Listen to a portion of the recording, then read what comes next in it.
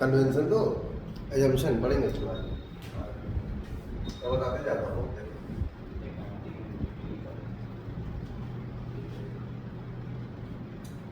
Business entity concept क्या बोल रहा है? बिजनेस एंटिटी कॉन्सेप्ट बोलता है बिजनेस क्या और owner, business and owner both are separate and distinct, यानी बिजनेस अलग है, ओनर अलग है।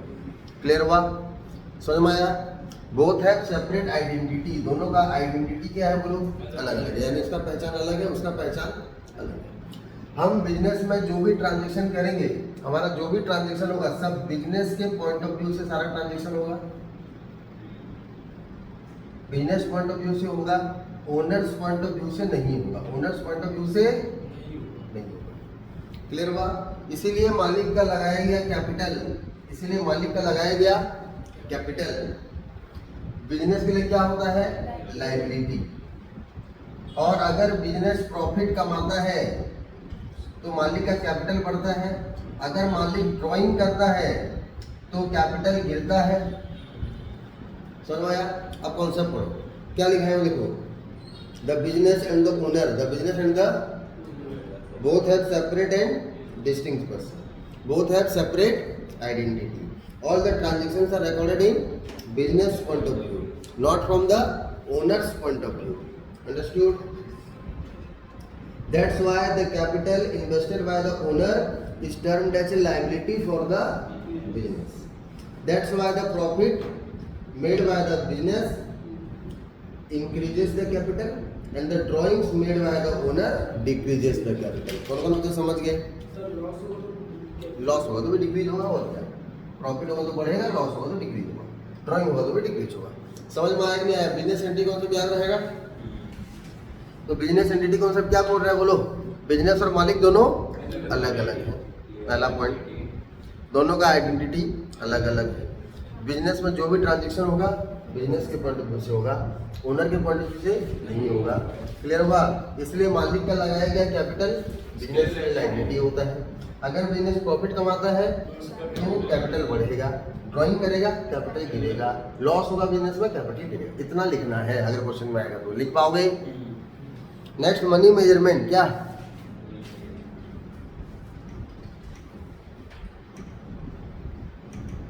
मनी मेजरमेंट कॉन्सेप्ट देखो,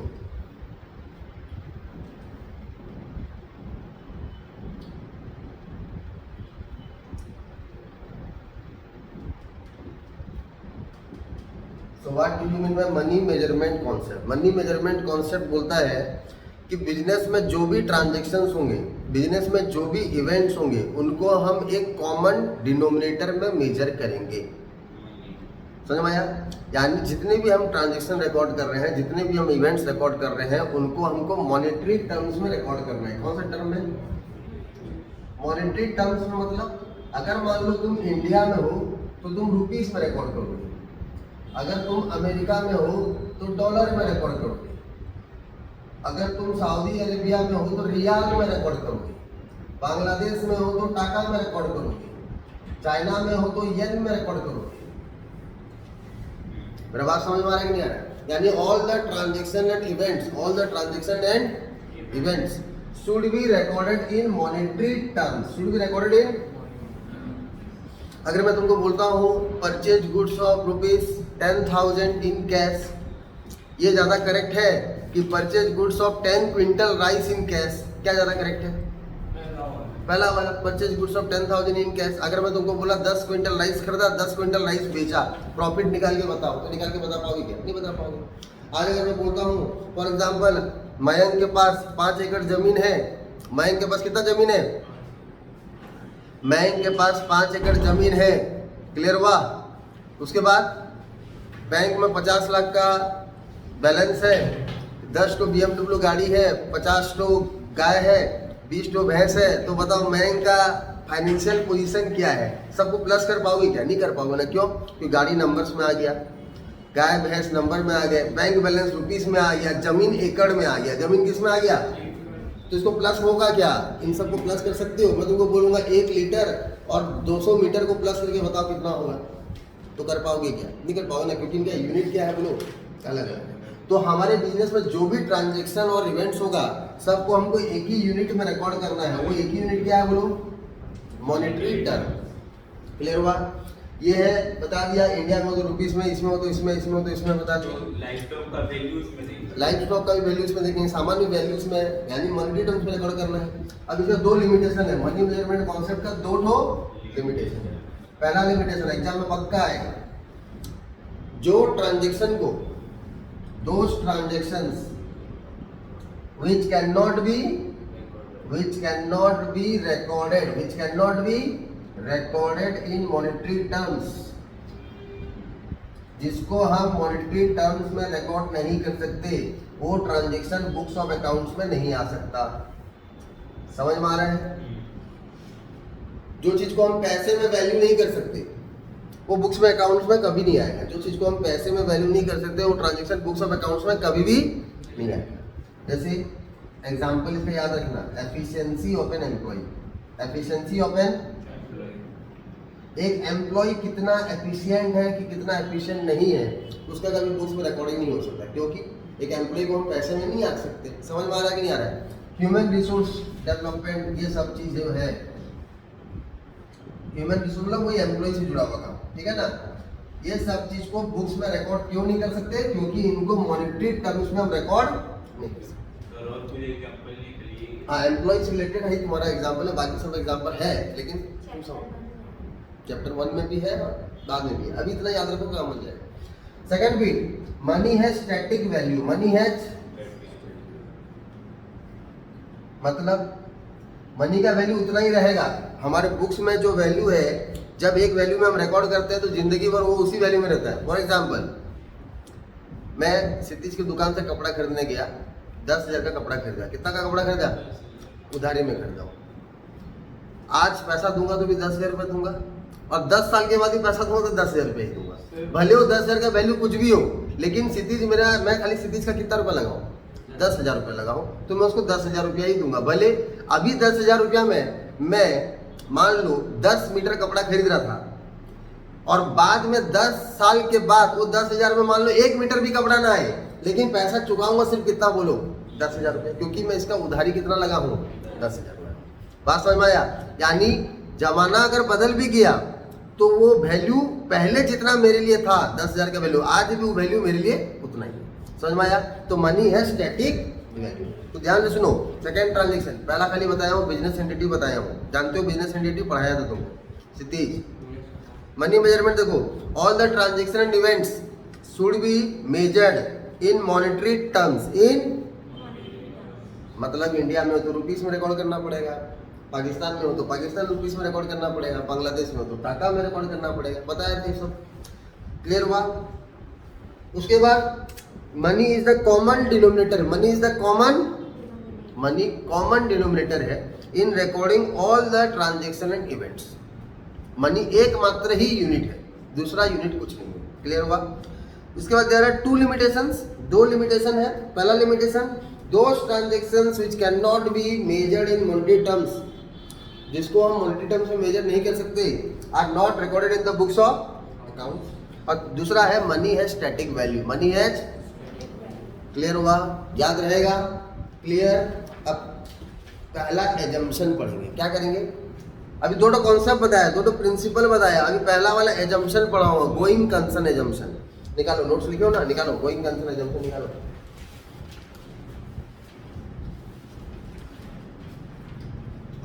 going concern assumption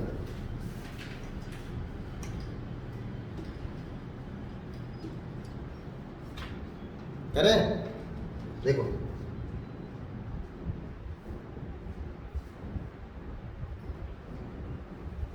going concern assumption देखो, तो गोइंग कंसर्न एजम्पशन में क्या होगा? देखो, गोइंग कंसर्न मतलब हमारा जब भी हम कोई बिजनेस खोल रहे हैं, बिजनेस का लाइफ पीरियड क्या है? A business shall continue, a business shall for a indefinite period, for a, पहला point. There is no intention, there is no to close down its operation, to close down its. आज मान लो मैं एक example दे रहा हूँ तुमको। आज ये कोचिंग सेंटर में खोला हूँ, तो जब मैं कोचिंग सेंटर खोला था मैं ये सोच के खोला था क्या कि 2-4 साल पढ़ा दूंगा, 5 साल पढ़ा दूंगा, उसके बाद कोचिंग सेंटर बंद कर दूंगा और चले जाऊंगा। ये सोच के मैं बिजनेस खोलता है कोई भी इंसान। आज मान लो सिद्धि लोगों का कपड़ा दुकान है, सिद्धि कपड़ा दुकान खोला है, तो ये सोच के थोड़ी खोला है कि 3 साल चलाऊंगा, उसके बाद कपड़ा दुकान बंद कर दूंगा, सारा पैसा बदल लेके अमेरिका शिफ्ट हो जाऊंगा। ये सोच के थोड़ी दुकान खोला है। जब हम एक बिजनेस खोलते हैं तो बिजनेस को हम इंडेफिनाइट पीरियड, मतलब लंबे समय तक, जितना हम देख भी नहीं सकते उतना समय तक चलाने के लिए उसके बारे में हम सोचते हैं, और हमारा कोई इरादा नहीं होता कि वो बिजनेस को क्या किया जाए, बंद किया जाए। इसीलिए यही चीज के लिए ही बिजनेस फिक्स्ड एसेट परचेज करता है। क्या करता है बोलो? अगर क्षितिज को 2 महीना के अंदर दुकान बंद करना है तो उतना हिसाब से फिक्स रेट खरीदेगा क्या? नहीं खरीदेगा। आज अगर क्षितिज को 2 महीना के अंदर दुकान बंद करना है तो बैंक वाले क्षितिज को लोन देंगे क्या? क्षितिज बैंक में लोन मांगने गया, कब दुकान खुले थे? अभी 4 महीना पहले। कब बंद करोगे? अगले महीना। तो बताएगा ही नहीं अगले महीना। सुनो, अगर नेक्स्ट चीज बता रहा हूँ ना, बैंक में लोन मांगने गया क्षितिज, बोला कब दुकान खुली थी? 4 महीना पहले। कब बंद करने वाले हो? अगले महीना बंद करने वाला है, चलो लोन दो। तो बैंक वाले लोन देंगे, क्या बोलेंगे? तुम तो अगले महीना बंद कर चले जाओगे, हमारा पैसा डूब गया। तो बात समझ में आ रहा है कि नहीं आ रहा है? तो बैंक वाले भी लोन किस लिए दे रहे हैं? क्योंकि बैंक वालों को पता है कि वो बिजनेस कौन सा एजम्पशन फॉलो कर रहा है, यानी बिजनेस कितना साल तक कंटिन्यू होगा? इंडेफिनाइट पीरियड तक कंटिन्यू होगा। बिजनेस का कोई इरादा नहीं है इसका क्या करने के लिए बोलो? बिजनेस को बंद करने के लिए। इसीलिए बिजनेस फिक्स रेट खरीदता है, बैंक वाले लोन देते हैं, क्रेडिटर लोग गुड्स सप्लाई करते हैं। क्रेडिटर लोग क्या करते हैं बोलो? कौन कौन बच्चे समझ गए? जल्दी बोलो। बिजनेस गोइंग कंसर्न कौन सा एजम्पशन समझ में आया? नोट्स निकालो, पढ़ो। गोइंग कंसर्न क्या दिया? जो देखो, according to this concept of this assumption, the business shall continue for a indefinite period of time, and there is no intention to close down its operations. That's why the business purchase fixed assets, the creditor supplies goods, the bank gives loan. मेरा बात समझ में आया कि नहीं आया? Any doubt? Due to this concept, there is a distinction made between capital expenditure and revenue expenditure. यही concept के वजह से कैपिटल एक्सपेंडिचर, क्या जानते हो? फाइनल अकाउंट में पढ़ेंगे, अभी इसके बारे में दिमाग मत लगा। रेवेन्यू एक्सपेंडिचर, ये दोनों के बीच में डिस्टिंक्शन होता है। आज मान लो एक फार्मर एक खेत खरीदता है, जमीन खरीदता है फार्मर, तो उसके लिए कौन सा एक्सपेंडिचर है? Capital expenditure. लेकिन वो फार्मर वो खेत को जोतने के लिए सीड्स खरीदता है, रेवेन्यू हो गया। उसके बाद तुम्हारा क्या बोलता है? फर्टिलाइजर्स खरीदता है, क्या है वो? रेवेन्यू है ना। ट्रैक्टर खरीदता है, कैपिटल। ट्रैक्टर में पेट्रोल भरता है। पंप खरीदता है, कैपिटल। पंप में पानी डालता है, मतलब पंप में तुम्हारा केरोसिन डालता है, रेवेन्यू। बात समझ में आ रहा है कि नहीं आ रहा है? ये जो रेवेन्यू एक्सपेंडिचर है वो उसको खाली 1 साल तक मदद करेगा, खाली प्रोडक्शन करने के लिए, ऑपरेशन करने के लिए। लेकिन जो वो कैपिटल एक्सपेंडिचर किया है, यानी जैसे जमीन खरीदा है, मोटर खरीदा है, ट्रैक्टर खरीदा है, ये उसको लाइफ टाइम हेल्प करेगा। क्या करेगा बोलो? समझ में आ रहा है? तो डिस्टिंक्शन एक तो मेड हुआ कि नहीं हुआ? डिस्टिंक्शन मेड हुआ, क्यों? क्योंकि वो गोइंग कंसर्न को, एजम्पशन को फॉलो करते हुए वो कैपिटल एक्सपेंडिचर किया है इतना सारा। बात समझ में आ रहा है कि नहीं आ रहा है? और रेवेन्यू एक्सपेंडिचर वो हर साल करेगा ताकि वो प्रोडक्शन कर सके, ताकि वो क्या कर सके। तो पॉइंट समझ में आया? गोइंग कंसर्न क्या है बोलो? गोइंग कंसर्न कॉन्सेप्ट क्या बोल रहा है कि business will continue for a indefinite period of time. Business का कोई इंटेंशन नहीं है उसको बंद करने का, इसलिए बिजनेस फिक्स रेट खरीद रहा है, बैंक वाले लोन दे रहे हैं, क्रेडिटर सप्लाई गुड्स कर रहा है। हम एक कैपिटल और रेवेन्यू एक्सपेंडिचर के बीच में एक डिस्टिंक्शन मेंटेन कर रहे हैं। समझ में आया? तो कौन बच्चे समझ गए? क्लियर हुआ? अब निकालो accounting period, accounting period principle. ये समझ में आया? क्षितिज क्लियर हुआ? बिजनेस एंटिटी कॉन्सेप्ट समझ में आया है? मनी मेजरमेंट समझ में आया? हर ट्रांजैक्शन को और इवेंट को मॉनेटरी टर्म्स में रिकॉर्ड करना है। तीसरा वाला गोइंग कंसर्न समझ में आया? पक्का 3 नंबर दिमाग में रह गया, घर जाके संगे संग पढ़ लेना, पूरा याद हो जाएगा और एक्सरसाइज कर लेना। समझ में आया? प्रिंसिपल का एक्सरसाइज बुक है ना TS लेवल, हाँ। उसमें एक्सरसाइज जो होगा इस चैप्टर का वो कर लेना। क्लियर? नेक्स्ट आगे बोले। नेक्स्ट गोइंग कंसर्न के बाद देखो कितना बजे आया कल को? बस वेरी गुड। सोना नहीं है आज, कल सोना, आज कंप्लीट करना है। देखो नेक्स्ट 4th नंबर पे ध्यान से सुनो, लिसन। गोइंग कंसर्न के बाद अकाउंटिंग पीरियड प्रिंसिपल क्या?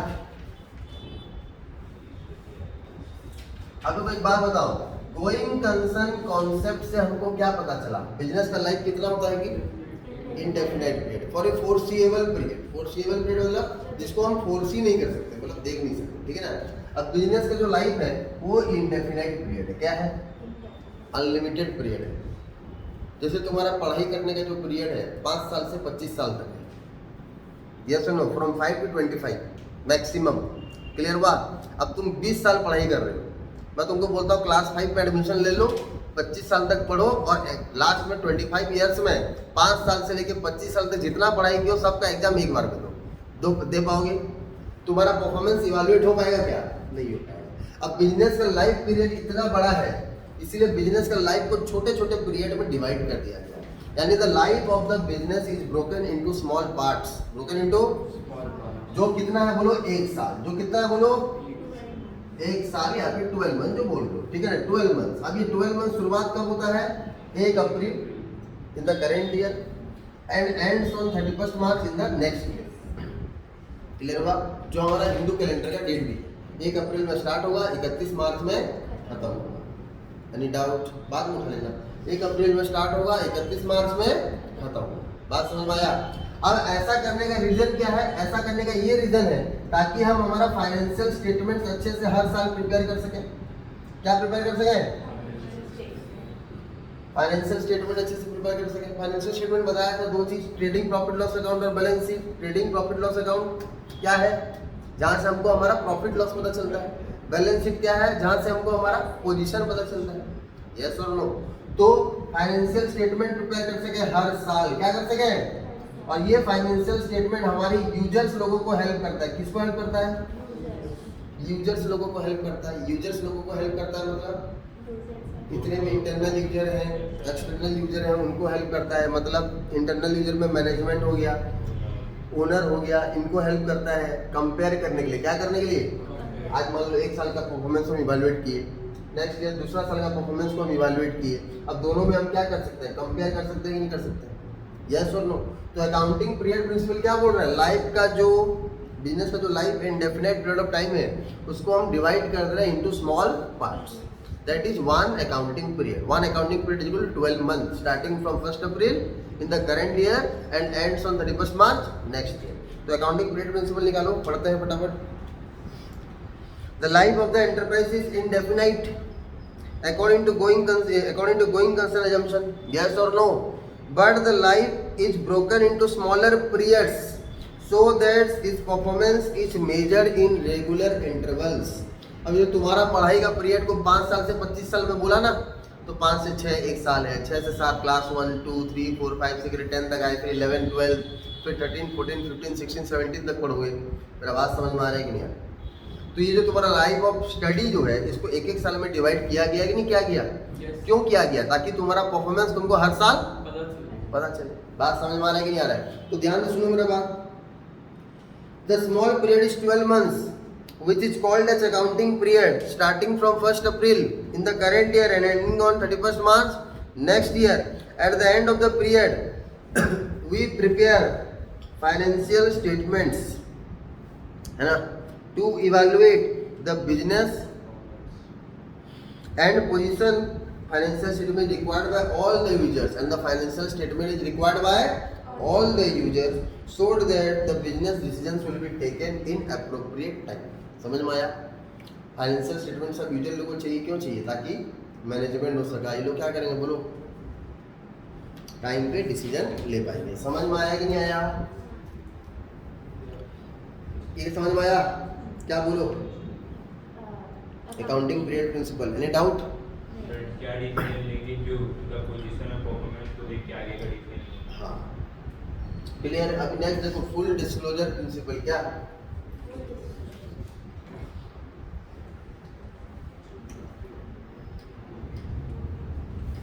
Full disclosure principle, full disclosure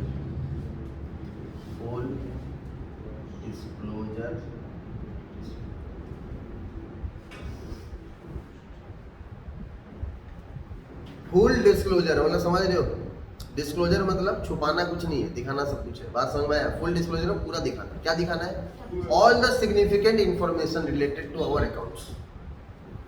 जब हम हमारा अकाउंट्स बनाएंगे, जब हमारा बुक्स ऑफ अकाउंट्स बनाएंगे, तो हमारा बुक्स ऑफ अकाउंट्स में हम फाइनेंशियल स्टेटमेंट बनाएंगे। अब वो फाइनेंशियल स्टेटमेंट यानी फाइनेंशियल रिपोर्ट्स बनाएंगे।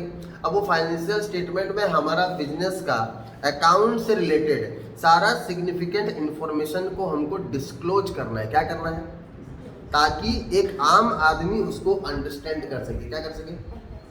बात समझ में आया कि नहीं आया? आज बहुत कॉम्प्लेक्स लैंग्वेज में लिखा हुआ रहेगा, मेरे को रिलायंस कंपनी का मेरे को फाइनेंशियल स्टेटमेंट देखना है, बहुत कॉम्प्लेक्स लैंग्वेज में लिखा हुआ रहेगा, तो मैं समझ पाऊंगा क्या उसको? नहीं समझ पाऊंगा। ऐसा तरीके से हमको फाइनेंशियल स्टेटमेंट को क्या करना है? बोलो, डिस्क्लोज करना है, ताकि वो अंडरस्टैंडेबल हो for a layman, for a, बात समझ में आ रहा है, एक आम आदमी उसको अच्छे से समझ पाए। ऑल सिग्निफिकेंट इन्फॉर्मेशन हमको डिस्क्लोज करना है। तो देखो फुल डिस्क्लोजर प्रिंसिपल क्या बोला, देखो इसमें समझने लायक कुछ नहीं है, जितना सिग्निफिकेंट इन्फॉर्मेशन है हमको डिस्क्लोज करना है, that's it. According to this principle there should be complete, there should be, कुछ भी छुपाना नहीं है, सारा वो चीज बताना है, कंप्लीट एंड अंडरस्टैंडेबल, मतलब आम आदमी को समझ में आना चाहिए वैसा। Understandable reporting on the financial statement, समझ में आया? Of all significant information, of all significant यानी सारा जरूरी बातें वो फाइनेंशियल स्टेटमेंट में रहनी चाहिए। Relating to the economic affairs of the business, relating to the economic affairs of the business, business में जहाँ जहाँ पर पैसा का खेल हुआ है, जो जो अकाउंटिंग का काम हुआ है, जहाँ पर भी हम सामान बेचे हैं, सामान खरीदे हैं, जो भी हम इंफ्रास्ट्रक्चर बना रहे हैं, कहाँ कहाँ से हम उधारी लिए हैं, हमारे एसेट क्या है, लायबिलिटी क्या है, खर्चे क्या है, इनकम क्या है, लॉस क्या, प्रॉफिट क्या, गेन क्या, सब कुछ हमको बताना है। बात समझ में आया कि नहीं आया? These are the economic affairs of the business. समझ में आ रहा है कि नहीं सतीश? इट रिक्वायर्स, अगर ये सब चीज़ हमको करना है तो इसके लिए हमको अच्छा अकाउंटिंग प्रैक्टिस करना पड़ेगा, गुड अकाउंटिंग प्रैक्टिस। एक अच्छा डॉक्टर कौन होता है? एक अच्छा डॉक्टर कौन होता है बताओ? जो अच्छा इलाज करता है। अच्छा इलाज करता है मतलब तुम उसके पास जाओगे तो तुम्हारा सर से लेकर पैर तक सब कुछ वो देख लेगा। समझ में आ रहा है कि नहीं आ रहा? वो अच्छा डॉक्टर है, तो सब चीज़ का नॉलेज है। समझ में आ रहा है? तो वैसे एक अच्छा अकाउंटेंट कौन होता है? जो हर सिग्निफिकेंट इंफॉर्मेशन को वो दिखा पा रहा है। इसके लिए हमको अच्छे तरीके से गुड अकाउंटिंग प्रैक्टिस हमको करना पड़ेगा। गुड अकाउंटिंग प्रैक्टिस में समझ रहे हो, अच्छे से अकाउंट्स बनाना पड़ेगा। क्लियर हुआ? By which all material information should be disclose, सारा का सारा जरूरी बातें वहां पर, मटेरियल मतलब यहाँ पर इंपॉर्टेंट, क्या important information should be disclose. कौन कौन बच्चे समझ गए? जल्दी बताओ। क्लियर हुआ? Any doubt? Next consistency assumption में आओ। कंसिस्टेंसी एजम्पशन में नेक्स्ट एजम्पशन, कंसिस्टेंसी तुम निकाल लिया हो, गोइंग कंसर्न के बाद में लिखियो कंसिस्टेंसी एजम्पशन में आओ।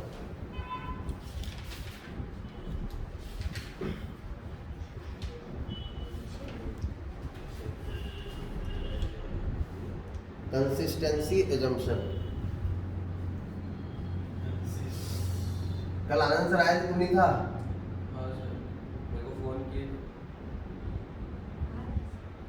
कंसिस्टेंसी एजम्पशन ध्यान से सुनो। तुम्हारा एग्जाम कब से स्टार्ट हो रहा है? 12 अकाउंट्स 15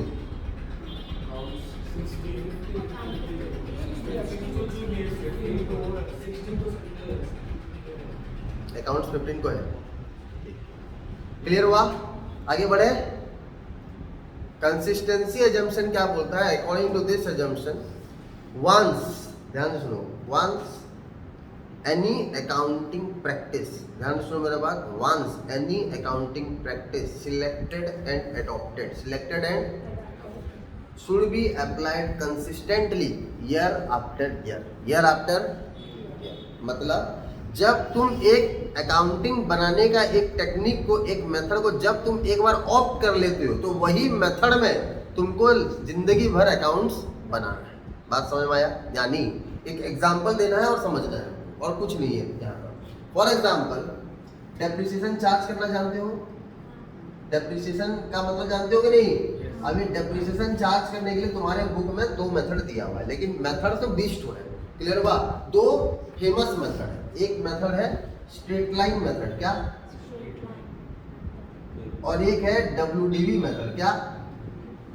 अब ये दोनों मेथड क्या होता है हम पढ़ेंगे, डेप्रिसिएशन उनकी चैप्टर है उसमें पढ़ेंगे, 11th में ही पढ़ेंगे, ठीक है ना। एक है स्ट्रेट लाइन मेथड, एक है रिटन डाउन वैल्यू मेथड। मैं फिर भी बता दे रहा हूँ, मान लो 1 लाख का मैं एसेट खरीदा।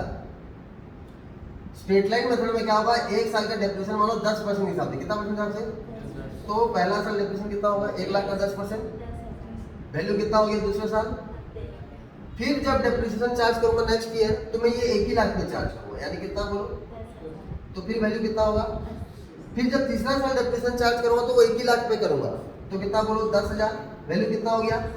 ये है स्ट्रेट लाइन मेथड। एक और मेथड है, चलो मैं WDV मेथड क्या है, 1 लाख में मान लो एसेट खरीदा, पहला साल तो 10,000 ही हुआ डेप्रिसिएशन, 1 लाख में 10% कितना हुआ 10,000, वैल्यू कितना आया।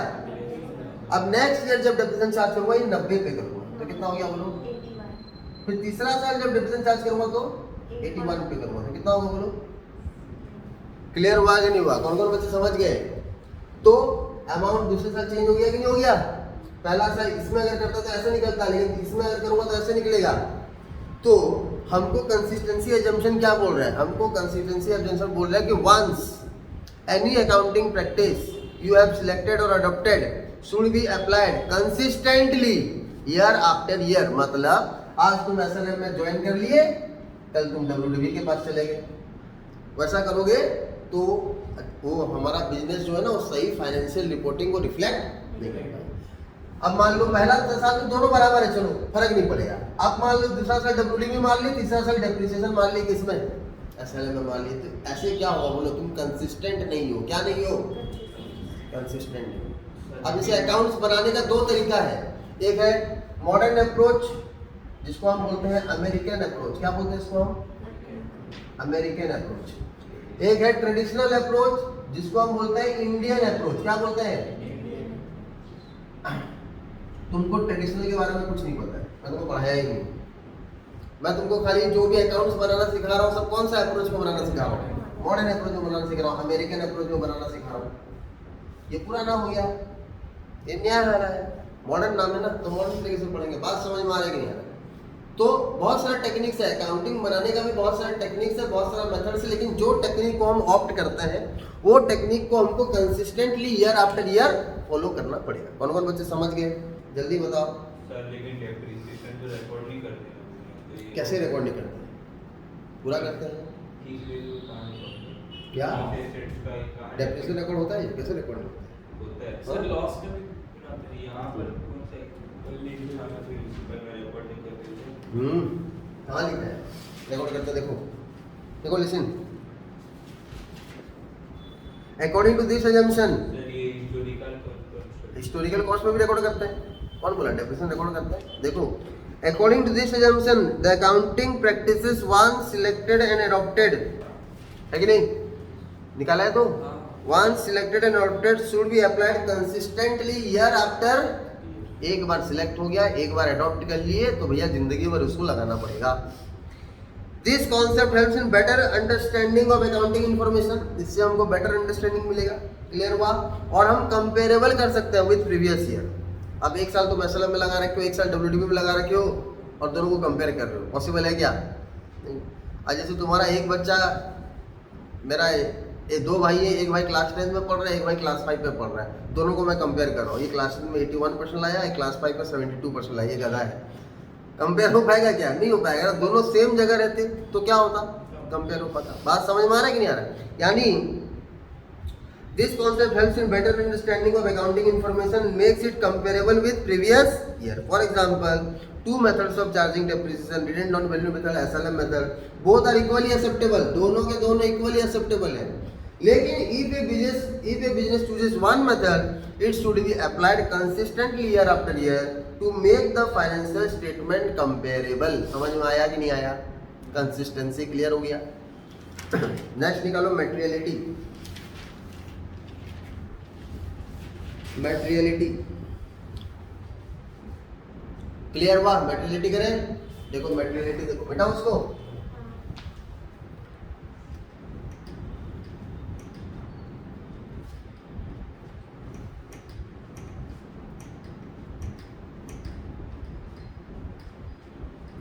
मैटेरियलिटी प्रिंसिपल, ध्यान से सुनो। मैटेरियलिटी मतलब इंपॉर्टेंट, क्या? तो हमारे बिजनेस में यहाँ पर दो चीज देखेंगे। नेचर ऑफ आइटम जो है दो चीज, वो कोई आइटम भी हो सकता है या फिर कोई अमाउंट हो सकता है, ठीक है ना। तो ध्यान से सुनो, मैटेरियलिटी प्रिंसिपल बोलता है an item is regarded as material, an item is regarded as, बात को समझो मेरा बात को, an item is regarded as material. सुनो मैं जो बोल रहा हूँ, if there is a reason, if there is a, अगर कोई रीजन होगा, हो गया, to believe that the knowledge of it could influence the decision of an investor, investor बोलने से यहाँ पर बिजनेस कौन है। आज मेरे को एक बात बताओ, ये अकाउंट्स का बुक मेरे कोचिंग सेंटर के लिए बहुत जरूरी है कि नहीं है, कि नहीं है? अकाउंट्स का बुक मेरे कोचिंग सेंटर के लिए जरूरी है। यही अकाउंट्स का बुक रिलायंस इंडस्ट्रीज के लिए जरूरी है क्या? रिलायंस इंडस्ट्रीज तो पेट्रोल बना रहा है ना, उसके लिए जरूरी है। ये आइटम मेरे लिए मटेरियल है, लेकिन रिलायंस वालों के लिए मटेरियल, क्लियर हुआ? आज पेट्रोल पंप में लगा हुआ पेट्रोल का बड़ा बड़ा मशीन उस बिजनेस के लिए जरूरी है, पेट्रोल पंप वालों के लिए वो चीज जरूरी है, क्योंकि वो मशीन नहीं रहेगा तो पेट्रोल कैसे देंगे। लेकिन वही पेट्रोल पंप का मशीन वो मेरे कोचिंग सेंटर के लिए जरूरी है क्या? बताओ। नहीं, बात समझ में आ रहा है कि नहीं आ रहा मैं क्या बोल रहा हूँ? Any doubt? क्लियर हुआ? आज ये फॉर एग्जाम्पल टेबल बेंच, ये मेरे बिजनेस के लिए जरूरी है कि नहीं है? लेकिन यही बेंच टेबल, समझ में आ रहा है कि नहीं आ रहा है? यही बेंच टेबल एक मोबाइल दुकान के लिए जरूरी है क्या? ये कपड़ा दुकान के लिए जरूरी आइटम है क्या? नहीं। तो कुछ आइटम्स एक बिजनेस के लिए अगर मटेरियल है तो जरूरी नहीं है कि दूसरे बिजनेस के लिए भी क्या होगा, मटेरियल होगा, यानी दूसरे बिजनेस के लिए भी इंपॉर्टेंट होगा। आज एक आइटम अगर मेरे लिए इंपॉर्टेंट है तो दूसरे बिजनेस के लिए इंपॉर्टेंट नहीं भी हो सकता है। समझ में आया कि नहीं आया? आज मेरे लिए 1 लाख रुपया मटेरियल आइटम है कि नहीं है? 1 लाख रुपया अगर मेरा पॉकेट से गिर जाएगा तो मेरे को हार्ट अटैक आ जाएगा, यस और नो? 1 लाख रुपया मेरे लिए मटेरियल आइटम है ना, अमाउंट है। लेकिन वही 1 लाख रुपया मुकेश अंबानी के लिए मटेरियल अमाउंट है क्या? रिलायंस कंपनी का मालिक के लिए मटेरियल अमाउंट है? नहीं। उसके लिए 1 लाख रुपया क्या है? चॉकलेट खाने जैसा बात है, यस और नो? मेरा बात समझ में आ रहा है कि नहीं आ रहा है? तो एक आइटम जब एक बिजनेस के लिए मटेरियल हो सकता है तो दूसरे बिजनेस के लिए मटेरियल नहीं भी हो सकता। और एक अमाउंट अगर एक आदमी के लिए मटेरियल अमाउंट हो सकता है तो दूसरे आदमी के लिए मटेरियल अमाउंट नहीं भी हो सकता। दोनों एग्जाम्पल में लिखोगे। समझ में आया कि नहीं आया? लिख सकते हैं, क्या है लिखना है। क्लियर हुआ? तो देखो मैटेरियलिटी कॉन्सेप्ट देखो, अब पूरा पढ़ेंगे materiality principle. According to this principle समझ में आया कि this an item is regarded as material, एक आइटम को इंपॉर्टेंट कब बोला जाएगा? जब वो हमारा बिजनेस का डिसीजन को इन्फ्लुएंस करेगा। जब हमारा बिजनेस डिसीजन को क्या करेगा? अजय व्हाइट बोर्ड नहीं है, मेरा बिजनेस डिसीजन चेंज हो जाएगा, क्लास कैंसिल, यस और नो? कल 5 बजे लाइट चला गया, बैटरी डाउन हो गया, इन्वर्टर ऑफ हो गया, क्लियर हुआ? मेरा बिजनेस डिसीजन चेंज हो गया। क्या चेंज हो गया? Class is cancelled. क्या करूंगा मैं? अंधेरे में थोड़ी पढ़ाऊंगा। बात समझ में आ रहा है कि नहीं आ रहा है? यानी वो जो इन्वर्टर है वो मेरा बिजनेस का डिसीजन को इन्फ्लुएंस कर रहा है, मेरा बिजनेस का डिसीजन को कंट्रीब्यूट कर रहा है। बात समझ में आ रहा है कि नहीं आ रहा है? वो मेरे लिए इंपॉर्टेंट आइटम है, वो मेरे लिए क्या है बोलो? इंपॉर्टेंट आइटम है। बच्चे मेरा बात समझ गया तो क्लियर हुआ? तो देखो ध्यान से सुनो, an item is regarded as material if there is a reason to believe that it would influence the decision of the business, the decision of the, clear हुआ? उसके बाद it refers to the relative importance. ये क्या बता रहा है concept कि एक आइटम का या फिर एक अमाउंट का बिजनेस में क्या इंपॉर्टेंस है? क्या समझ में आया? It refers to the importance of an item और an event, sorry an item और एन अमाउंट। तो इसका एक एग्जांपल दिया हूं मैं, an item may be material for one business, एक आइटम एक बिजनेस के लिए जरूरी हो सकता है, but may not be material for another business, similarly each amount, similarly each. कौन कौन बच्चे समझ गए? Any doubt? क्लियर हुआ?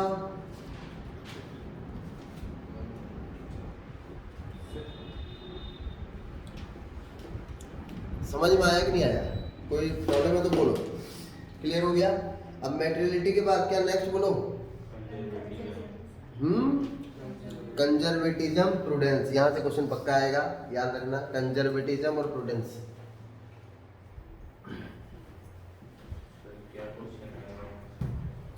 क्लोजिंग स्टॉक को कौन सा वैल्यू में हम रिकॉर्ड करते हैं। कॉस्ट प्राइस दे दिया होगा, मार्केट प्राइस दे दिया होगा, जो छोटा होगा उस पर टिक मार देना। क्लियर हुआ? बताऊंगा अभी, देखो पक्का आएगा देखना। अकाउंट्स एग्जाम जब होगा ना, मैं तुमको जैसे बता रहा हूँ, मैं तुमको जैसे बता रहा हूँ क्वेश्चन, कल पक्का आएगा देखना। अकाउंट्स के एग्जाम में पक्का आएगा वो चीज़, जैसे बता रहा हूँ सेम टू सेम आएगा। उसको बस अच्छे से प्रिपेयर करके जाओ। क्लियर? देखो ध्यान से सुनो मेरा बात, क्योंकि एक टीचर जब क्वेश्चन बनाता है ना तो सब चीज़ को कवर करता है। क्लियर? ऐसा नहीं है कि खाली डिफिकल्ट कर दी और ऊपर का 2-3 बच्चा लोग बना लिए और बाकी सब बच्चे लोग बैठ गए, ऐसा नहीं होता है। क्वेश्चन जो आता है बोर्ड्स एग्जाम का भी, हाफ ईयरली का, एनुअल का, उसमें मैक्सिमम ईजी क्वेश्चन रहता है। क्या रहता है मैक्सिमम? 100 मार्क्स का क्वेश्चन है, 80 मार्क्स इजी रहेगा, 10 मार्क्स मीडियम रहेगा, 10 मार्क्स डिफिकल्ट रहेगा। समझ में आ रहा है? उस पैटर्न के हिसाब से बनता है सीबीएसई का क्वेश्चन से। क्लियर?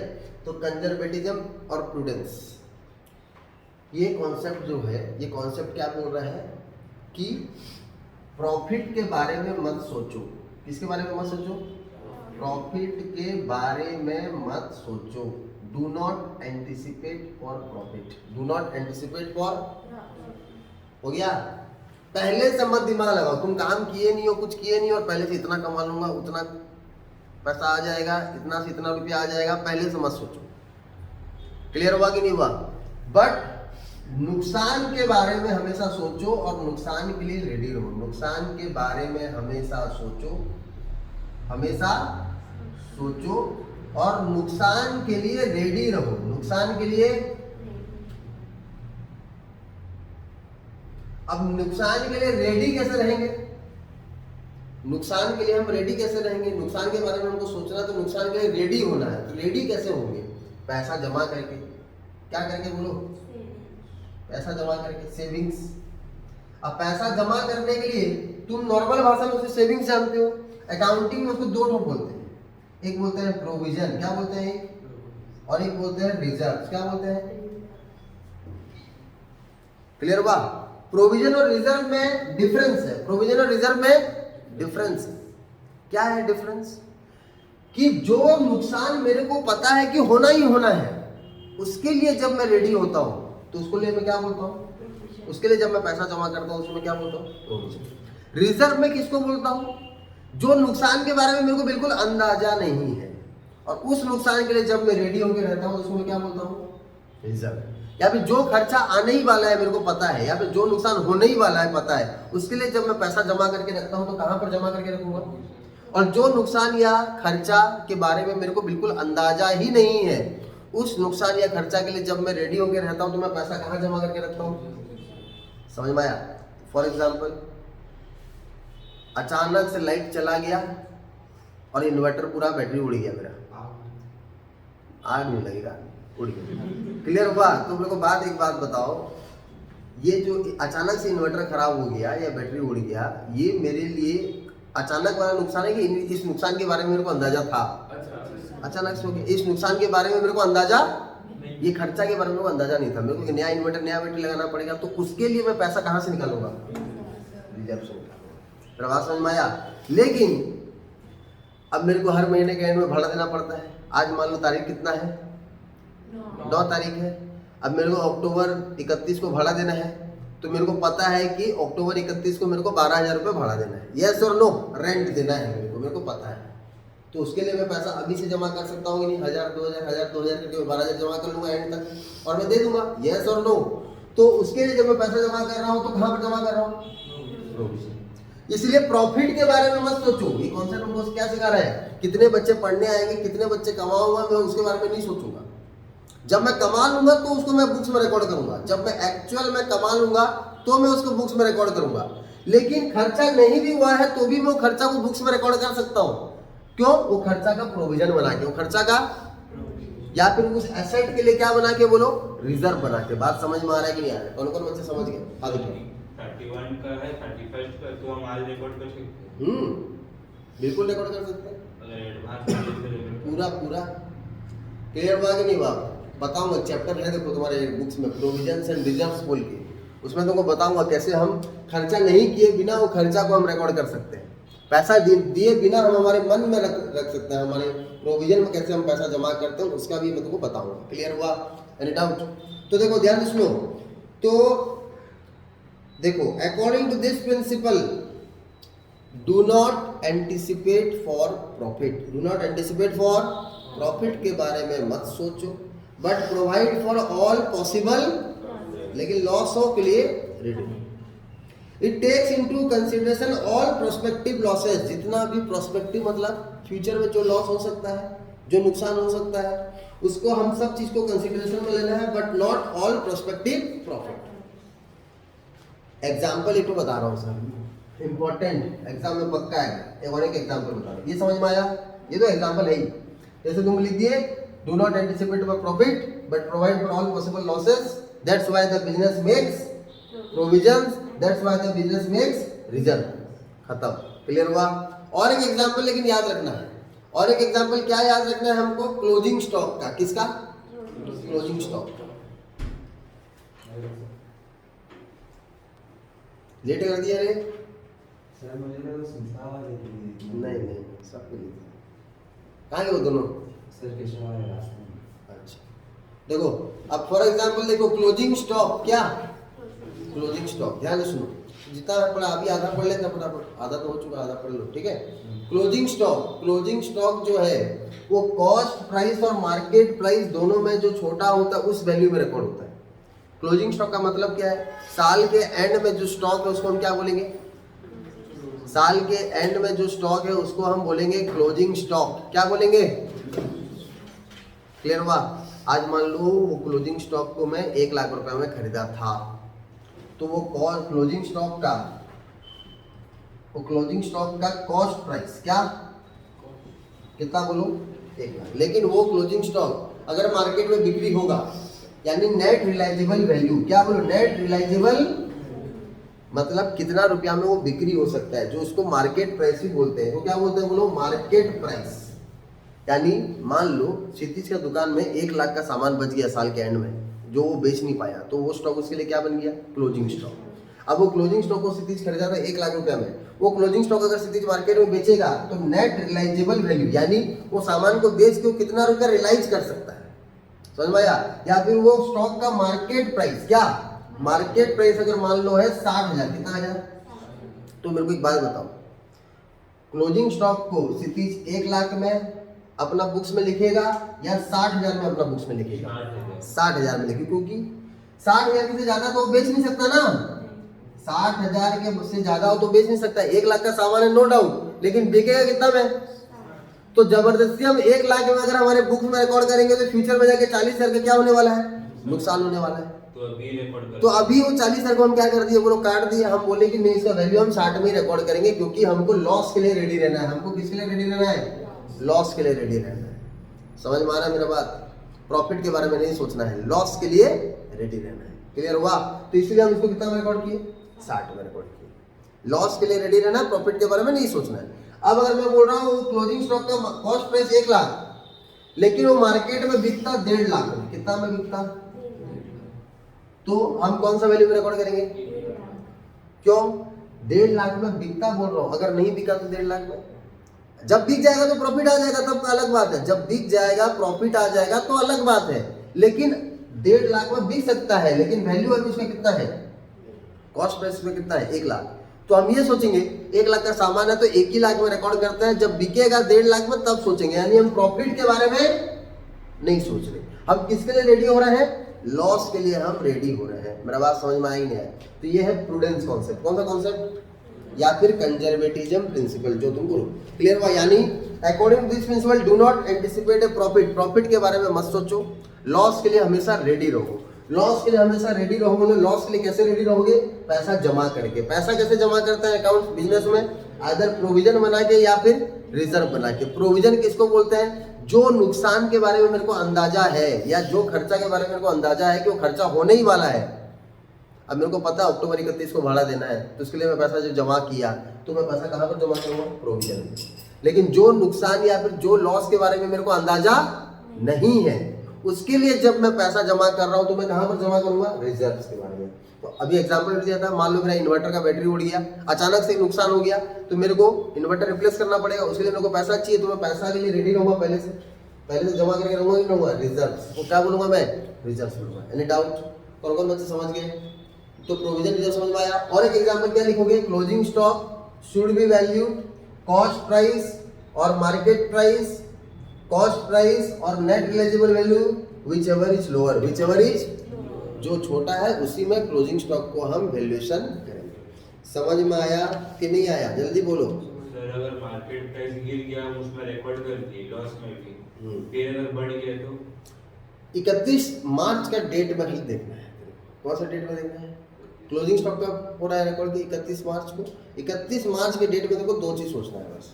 सेम डे तो नहीं बदलेगा ना, अगले दिन बदलेगा। अगले दिन बदल गया तो कुछ नहीं करना है, बस कुछ दिन के बारे में सोचना है, दैट्स इट। क्लियर हुआ? अब देखो ये समझ में आया। अब next principle historical cost concept, क्या या फिर cost concept, historical cost concept या फिर जिसको हम क्या बोले cost concept, historical cost.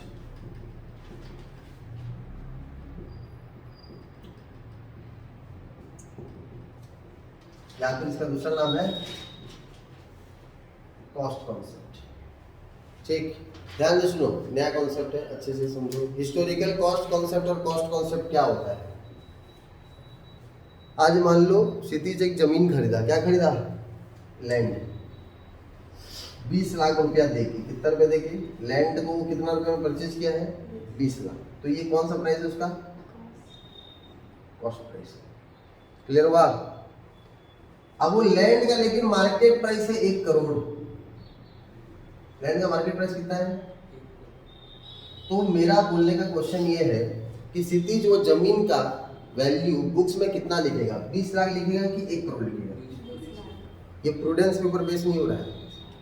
Prudence के ऊपर मैं जो बोला था, क्या बोला था? ध्यान से सुनो। प्रूडेंस के ऊपर जो मैं बोला था, क्या बोला था? प्रूडेंस का जब मैं बात कर रहा था तो मैं क्या बोला था? Closing stock. खाली किसके ऊपर? Closing stock should be valued at cost price और market price whichever is lower. यहाँ पर जो मैं बात कर रहा हूँ एक फिक्स एसेट का बात कर रहा हूँ। ध्यान से सुनो। आज मान लो वही जमीन को क्षितिज 20 लाख में खरीदा है, लेकिन उसका मार्केट प्राइस 5 लाख में है। मार्केट प्राइस कितना है? तो कौन सा प्राइस में रिकॉर्ड करें? 20। वो क्लोजिंग स्टॉक का बात था, यहाँ पर क्लोजिंग स्टॉक का बात नहीं चल रहा है। तो एक एसेट को कौन सा वैल्यू में हम बुक्स में रिकॉर्ड करेंगे?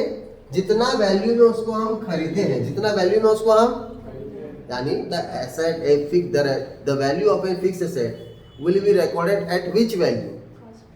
At cost price. The price paid to acquire it. The price paid to, यानी वो फिक्स एसेट को खरीदने के लिए जितना रुपया मैं पे किया हूँ उतना ही रुपया में वो फिक्स एसेट को बुक्स में रिकॉर्ड किया जाएगा, भले ही उसका मार्केट वैल्यू कुछ भी हो।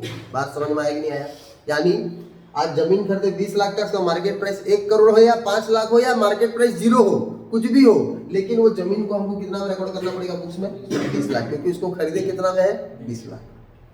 अब यही 20 लाख के ऊपर ही सब्सिक्वेंट अकाउंटिंग किया जाएगा। सब्सिक्वेंट अकाउंटिंग किया जाएगा मतलब यही 20 लाख रुपया के ऊपर ही डेप्रिसिएशन चार्ज किया जाएगा।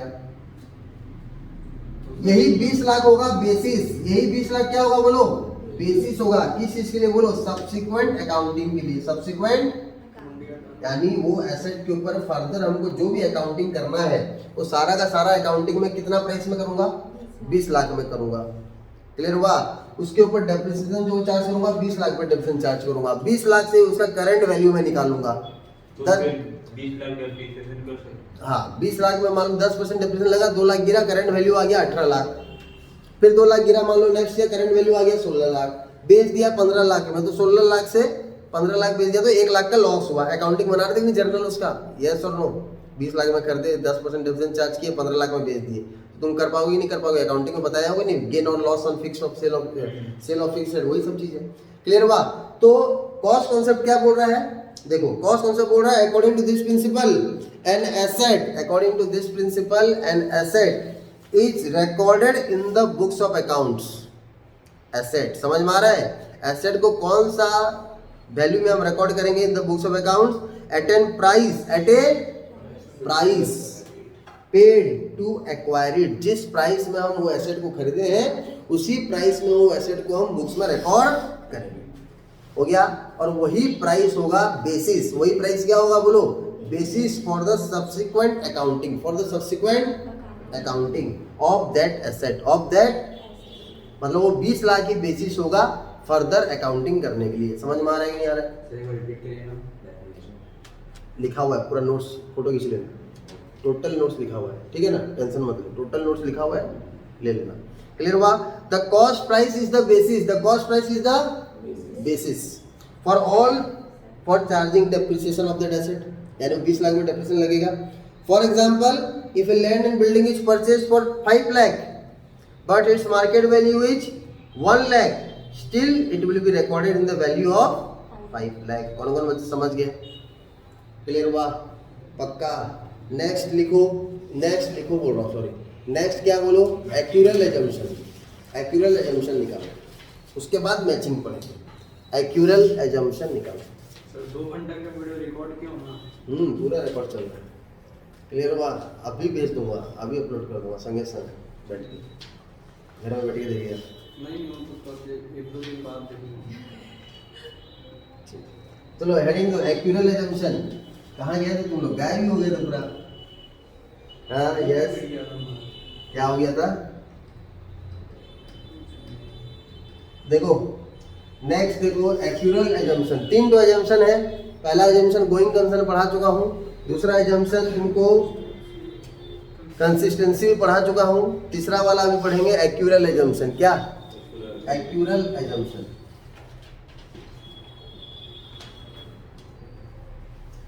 ये एक्यूरल एजम्पशन क्या बोलता है जानते हो? 2 चीज के बारे में सोच बोलता है। एक है रेवेन्यू के बारे में और एक है रेवेन्यू एक्सपेंडिचर के बारे में। इसके बारे में ध्यान से सुनो मेरा बात। एक है रेवेन्यू के बारे में और रेवेन्यू एक्सपेंडिचर यानी एक्सपेंसेस, जिसको हम क्या बोलते हैं निकनेम में एक्सपेंसेस। रेवेन्यू क्या है? बिक्री।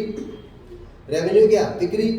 एक्सपेंसेस मतलब खर्चा, बिजनेस को चलाने के लिए जो खर्चा हम बार बार कर रहे हैं, एक्सपेंसेस, जिसको हम रेवेन्यू एक्सपेंडिचर भी बोल रहे हैं। तो एक रेवेन्यू को हम कब रियलाइज करेंगे, रेवेन्यू को हम कब रियलाइज करेंगे, या और एक एक्सपेंसेस को हम बुक्स में रिकॉर्ड कब करेंगे? ध्यान से सुनो। मान लो क्षितिज का कपड़ा का दुकान है। क्लियर हुआ? कैसा फोन किया क्षितिज को, भाई मेरे को 10 मीटर व्हाइट शर्ट बनाना है, 10 मीटर का कपड़ा बनाना है 50 आदमी लोगों के लिए, तो एक काम कर 10 मीटर कपड़ा मेरे को भेज दे, अच्छा वाला लिनेन, क्या बोलते उसको, लिनेन, लिनेन वाला कपड़ा भेज दे। बोला ठीक है।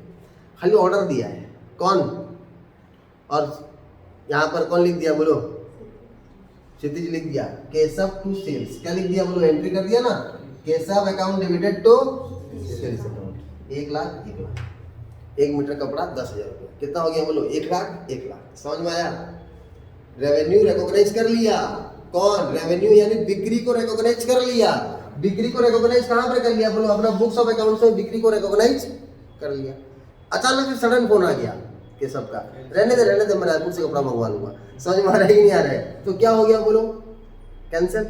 फिर इसको क्या करना पड़ेगा? अल्टर करना पड़ेगा। सेल्स टू केशव करोगे तो सेल्स कैंसिल होगा, केशव कैंसिल होगा, यस और नो। एंट्री को फिर उल्टा करोगे तो कैंसिल होगा कि नहीं होगा? काट देंगे उसको। काट कैसे दोगे? टेली में कैसे काटेगा? पेन से मारेगा क्या? अरे ऑल डिलीट करेगा तो वही, इसका मतलब क्या? मैनुअल में क्या करेगा? उल्टा करेगा, काटेगा नहीं। बात समझ में आए? इसको एंट्री को उल्टा कर दोगे, कट जाएगा, यस और no.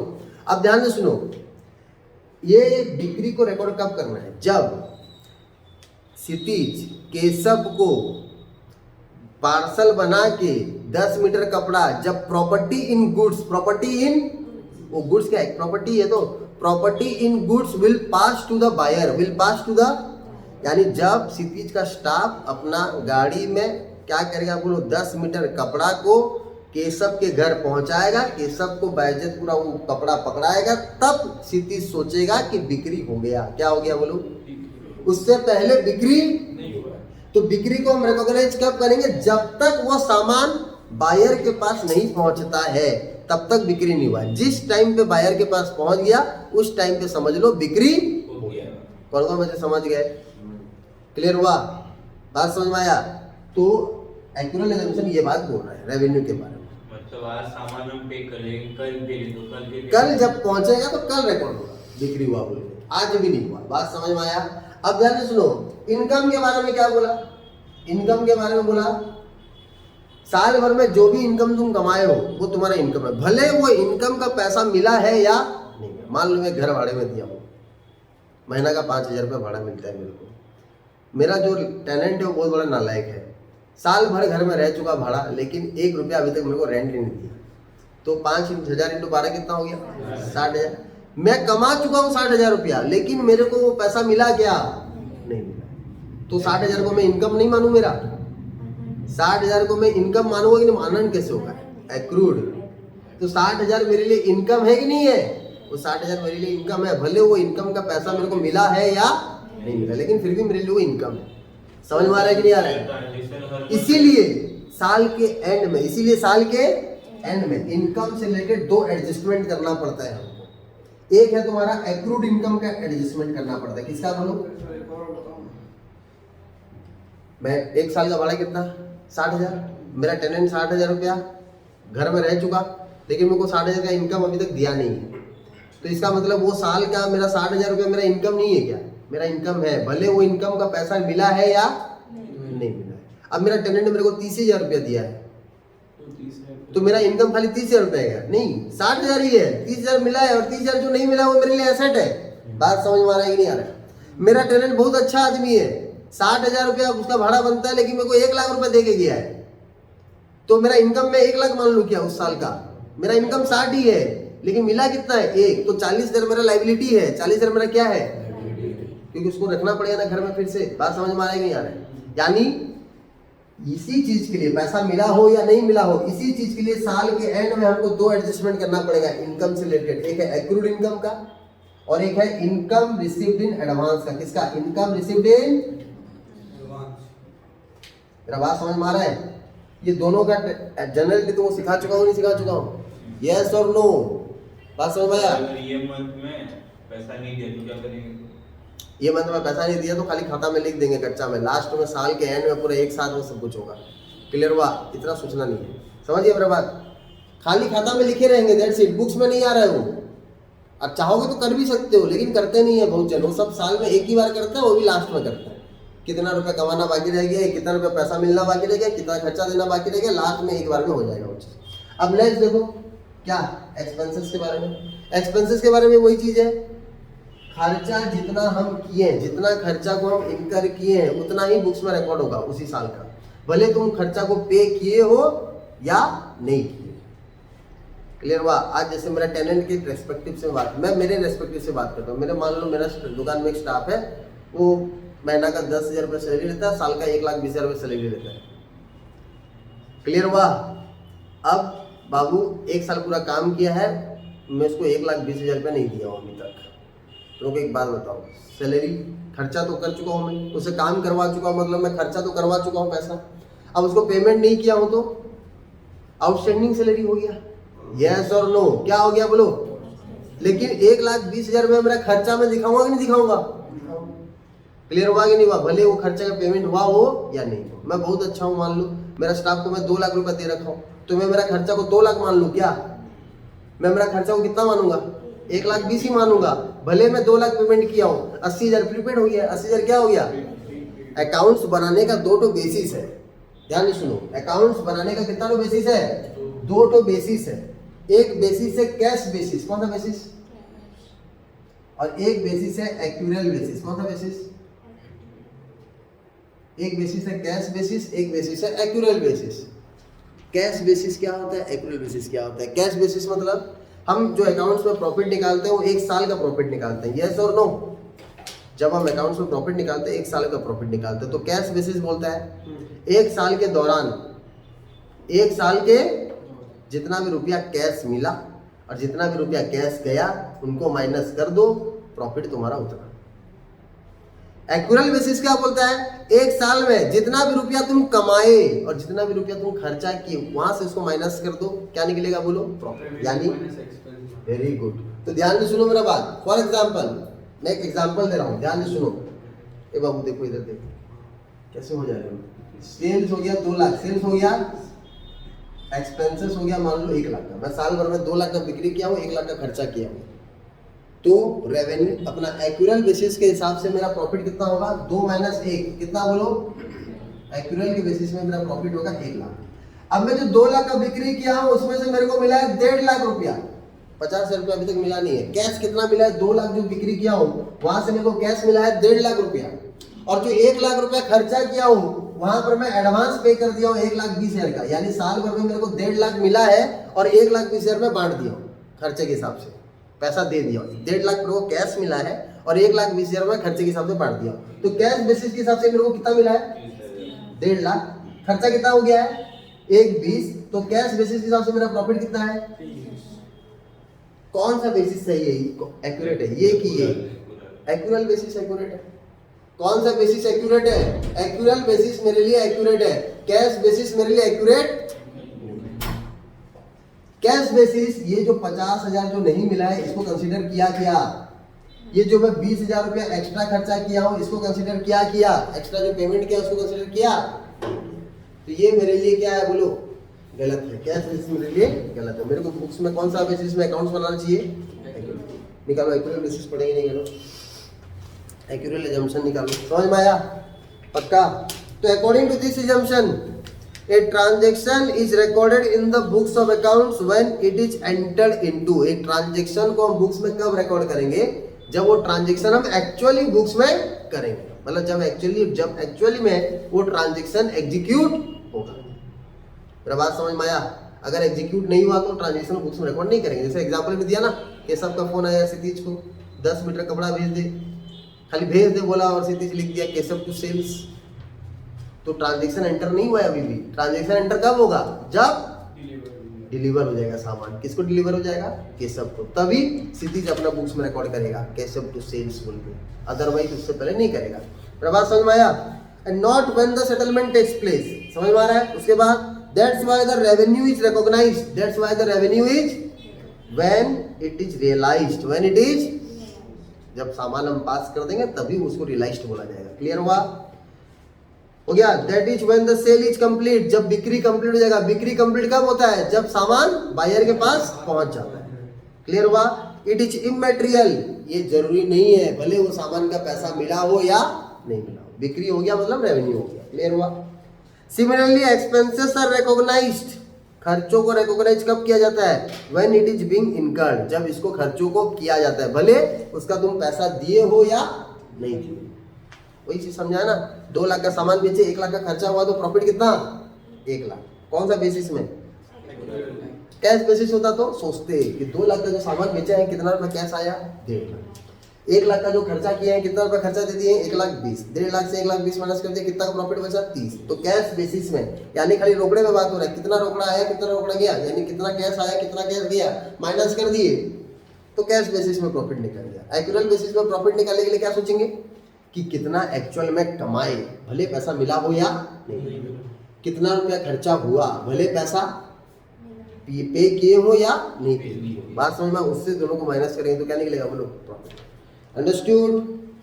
That's why at the end of the year, हो गया, outstanding expense, prepaid expense, accrued income, income received advance, इन सब का एडजस्टमेंट किया जाता है कब, साल के एंड में।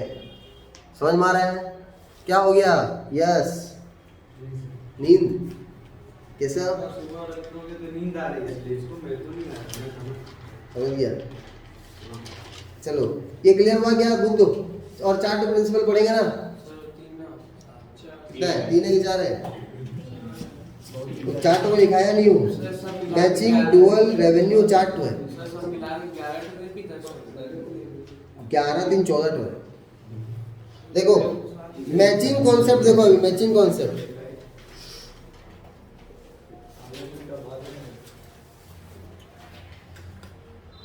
मैचिंग कॉन्सेप्ट देखो,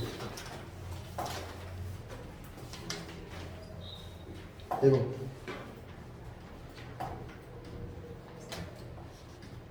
सर 2 घंटे क्यों लगे कंप्लीट करने के लिए,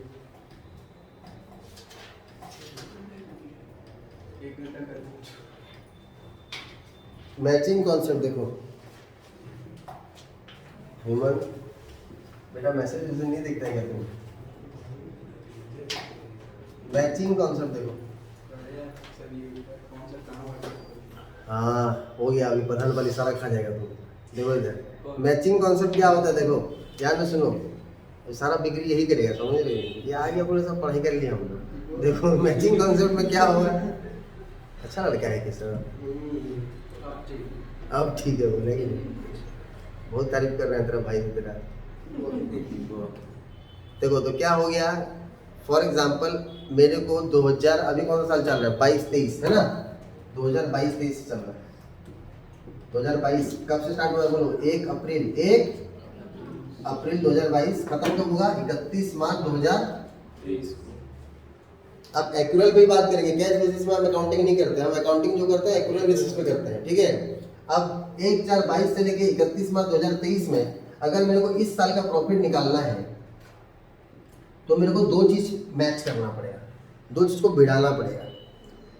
इस साल में कमाया गया रेवेन्यू और इनकम को, इस साल में कमाया गया रेवेन्यू और इनकम को मैच करना पड़ेगा, भिड़ाना पड़ेगा।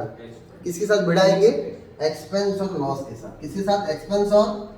जब मैं 22-23 का रेवेन्यू इनकम को 22-23 का ही एक्सपेंसेस लॉस से माइनस प्लस करूंगा, तभी मेरे को 22-23 का प्रॉफिट पता चलेगा। यस और नो? कि अगर मैं तुमको बोलूं 22-23 का प्रॉफिट निकालना है बाबू, और तुम इस साल में कमाए हो 10 लाख रुपया और पिछला साल खर्चा किए थे 21-22 में खर्चा किए थे मान लो 2 लाख रुपया, तो मैं तुमको बोल रहा हूँ 22-23 का प्रॉफिट निकालना है, तो तुम क्या करो, 22-23 में 10 लाख कमाए हो, 21-22 में 2 लाख कमाए हो, 2 लाख खर्चा किए हो, ये 10 लाख से 2 लाख को माइनस कर दो तो 8 लाख प्रॉफिट। सही कि गलत? गलत।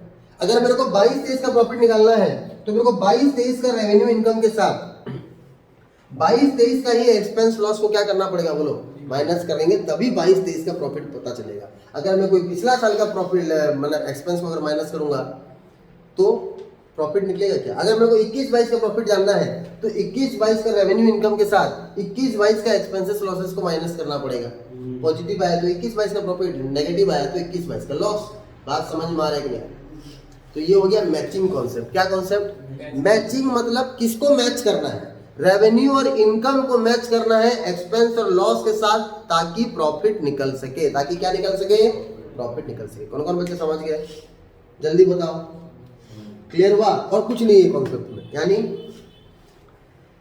ध्यान सुनो, इट इज नेसेसरी, नहीं लिखो नहीं, मैं दूंगा नोट्स तुमको समझ। It is necessary to match revenues, to match of the period.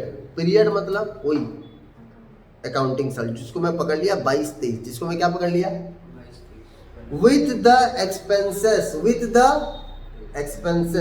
Of that period, मतलब 22-23 का खर्चा के साथ 22-23 का रेवेन्यू को मैच करना पड़ेगा, टू डिटरमाइन करेक्ट प्रॉफिट और loss. To determine correct profit, और उसी साल का अगर हमको प्रॉफिट निकालना है तो उसी साल का रेवेन्यू के साथ उसी साल का खर्चा को भिड़ाना पड़ेगा, मैच करना पड़ेगा। समझ में आ रहा है कि नहीं आ रहा है? कौन कौन बच्चे समझ गए? क्लियर हुआ?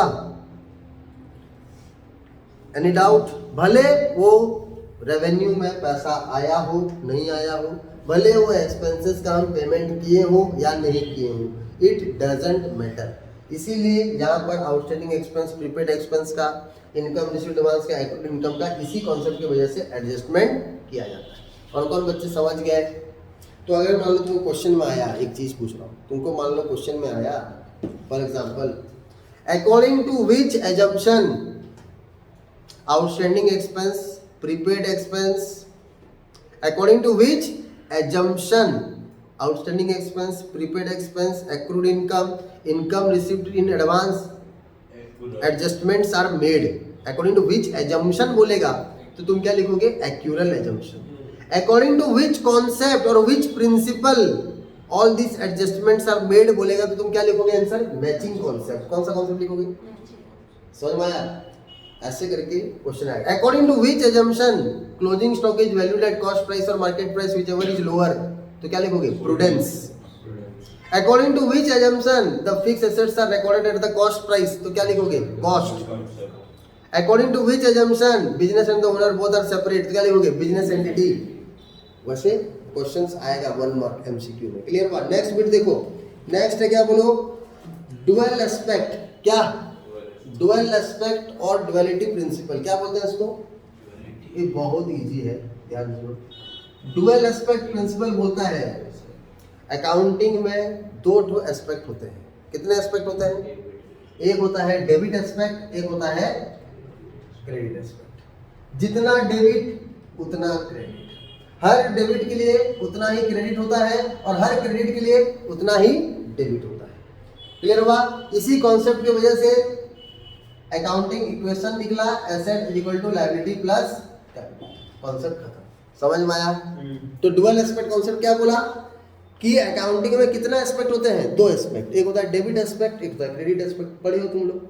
जितना डेबिट उतना ही क्रेडिट, जनरल में भी जितना डेबिट उतना क्रेडिट, लेजर में उतना ही, ट्रायल बैलेंस में उतना ही, फाइनल अकाउंट्स में भी उतना ही।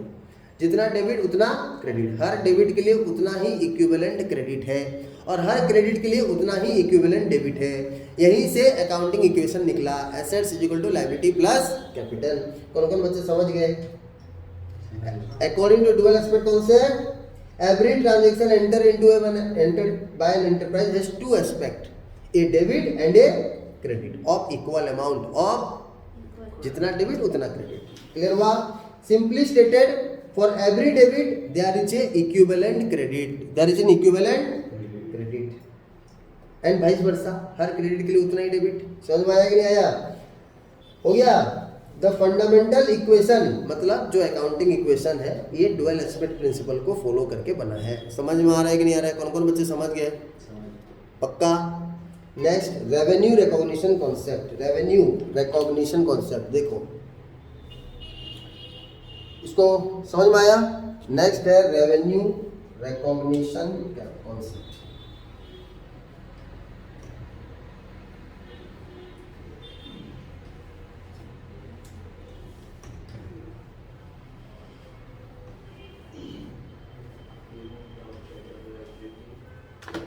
Sir claim of the outsider liability क्या है?